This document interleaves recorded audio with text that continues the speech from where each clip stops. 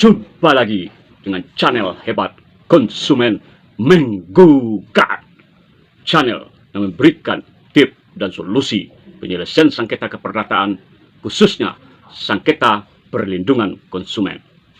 Sebelum menonton video ini, like, subscribe, and share, dan jangan lupa tekan ikon lonceng untuk menandakan keberadaan saya di mata Anda. Sahabat konsumen dimanapun berada,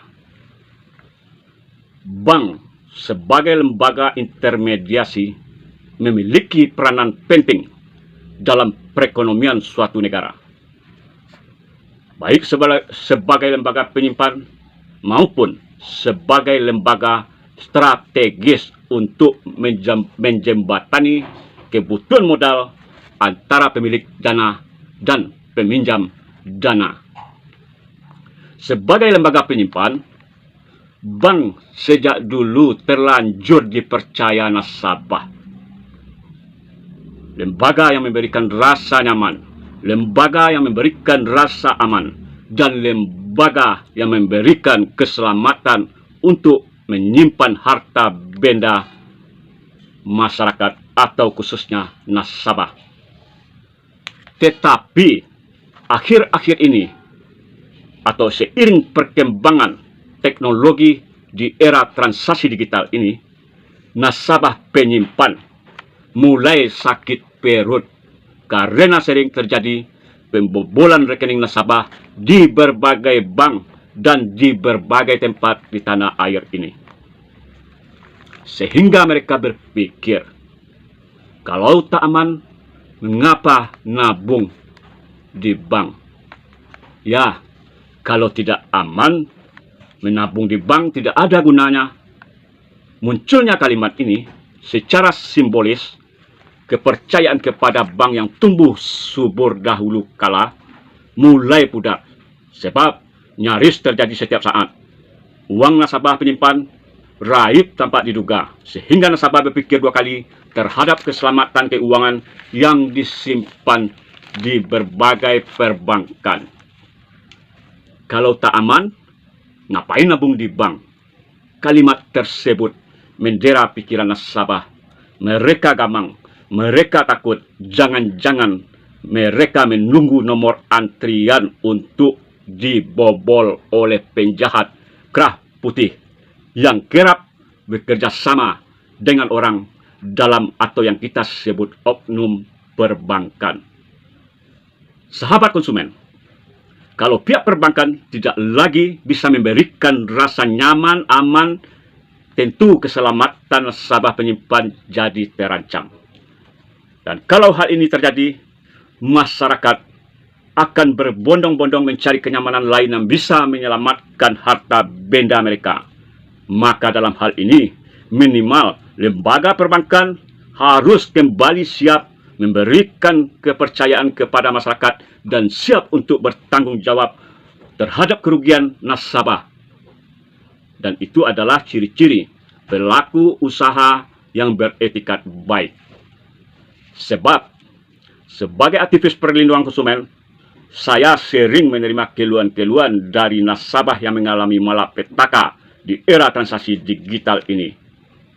Mayoritas awalnya mereka merasa frustasi karena uang yang ada dalam tabungan raib tak tentu rimbanya. Dan ketika melapor kepada pihak bank, mayoritas pihak bank selalu menyalahkan bahwa itu adalah kesalahan nasabah. Padahal belum tentu itu merupakan kesalahan nasabah. Fakta membuktikan 6 kasus pembobolan rekening nasabah sepanjang tahun 2021 itu adalah yang tercatat jebol miliaran rupiah sebagaimana diwartakan portal Tempo.co April 2021. 3 nasabah melaporkan pembobolan rekening tabungan sebesar 1,3 miliar di Bank Riau Kepri.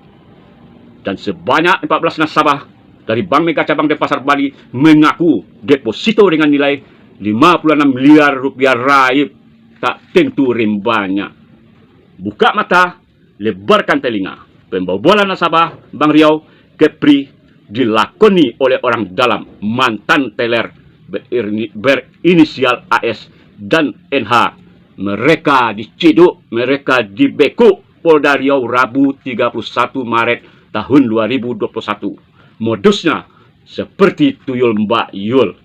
3 nasabah melaporkan tabungan mereka tiba-tiba berkurang, padahal nasabah tersebut tidak pernah melakukan penarikan. Sialnya, mantan pimpinan divisi pelayanan nasabah selaku atasan AS dan NH ikut terseret dalam gelombang ini sebagai tersangka akibat kelalaian dalam menjalankan prosedur penarikan dana nasabah. Mereka dijerat dengan Undang-Undang Perbankan ancaman 15 tahun atau denda maksimal 15 tahun atau denda senilai 5 miliar rupiah.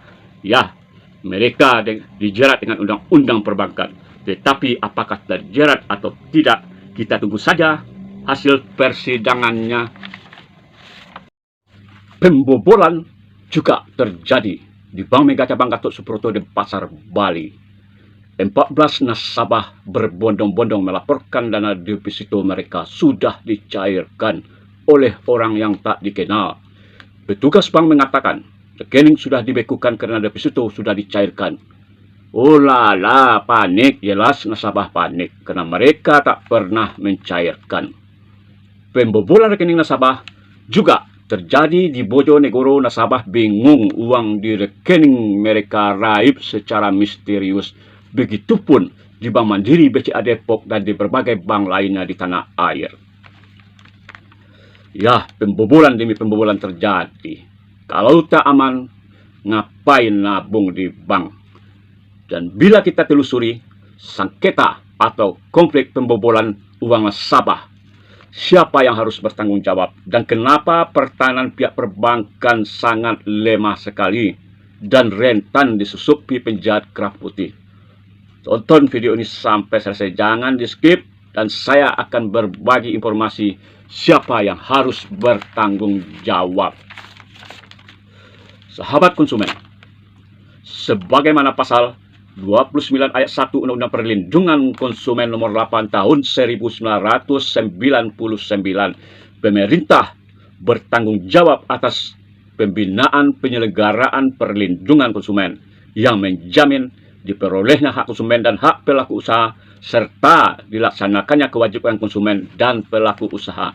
Tetapi tanggung jawab pemerintah ini sebatas kebijakan berjalannya kehidupan perekonomian yang harmonis antara pelaku usaha dan konsumen. Sementara tanggung jawab yang ditimpakan kepada pelaku usaha diatur pada pasal 19 Undang-Undang Perlindungan Konsumen. Pada ayat 1, pelaku usaha bertanggung jawab memberikan ganti rugi atas kerusakan, pencemaran, dan atau kerugian konsumen akibat mengkonsumsi barang dan atau jasa yang dihasilkan dan diperdagangkan. Dalam hal ini, nasabah merupakan konsumen jasa perbankan, jasa penyimpanan sejumlah uang kepada bank yang masih menjaga dan bertanggung jawab terhadap sejumlah uang yang disimpan nasabah. Pelaku usaha perbankan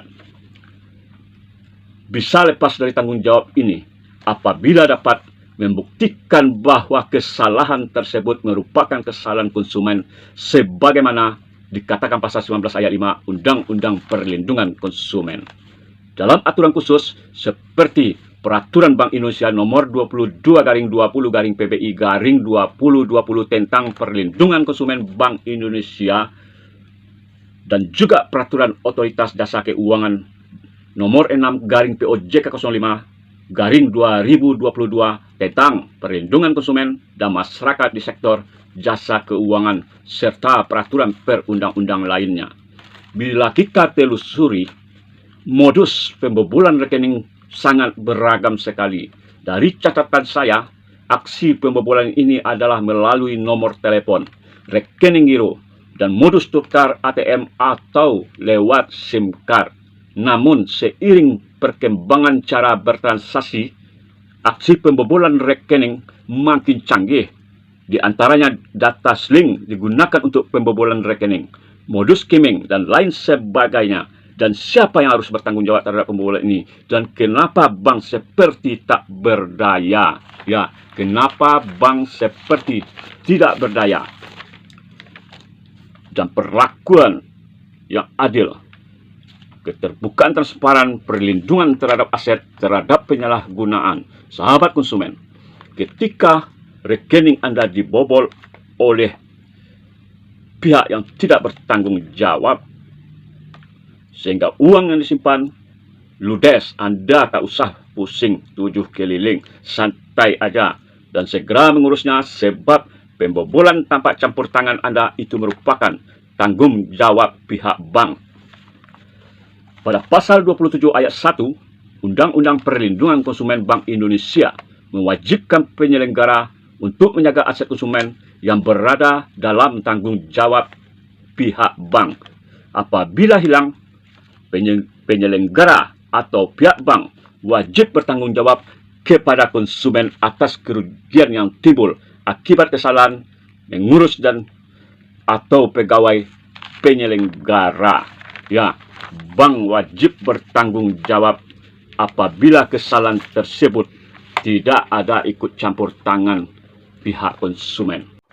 Sahabat konsumen, penyelenggara atau pihak bank yang tidak memenuhi kewajiban sebagaimana dimaksud pada ayat 1 dan ayat 2 dikenai sanksi administratif berupa teguran tertulis, penghentian sementara, sebagian atau seluruh kegiatan usaha, dan bahkan bisa pencabutan izin sesuai ketentuan pasal 27 ayat 3. Bagaimana ketika pihak bank tidak menanggapi pengaduan nasabah? Konsumen bisa mengadukan ke Bank Indonesia dengan syarat apabila pengaduan tidak ditanggapi. Sahabat konsumen, pengaduan kepada Bank Indonesia dalam ruang lingkup perlindungan konsumen seperti ketidakpahaman konsumen dan adanya indikasi pelanggaran terhadap peraturan Bank Indonesia, kerugian finansial dan atau potensi kerugian finansial yang wajar dan berdampak secara langsung kepada konsumen seperti pembobolan rekening tersebut.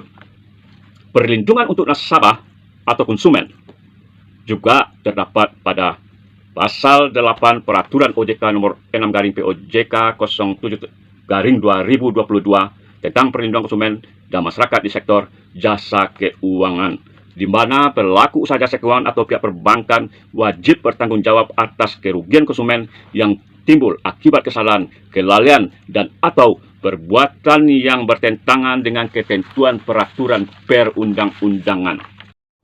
Sahabat konsumen, saya akan memberikan tips. Kalau Anda sebagai konsumen jasa perbankan yang mengalami pembobolan rekening oleh pihak atau oknum perbankan, di mana kerugian Anda merupakan tanggung jawab pihak perbankan. Tetapi apabila pembobolan rekening adalah karena ikut campurnya atau ikut sertanya Anda di dalam penggunaan rekening tersebut dan itu tidak menjadi tanggung jawab pihak perbankan,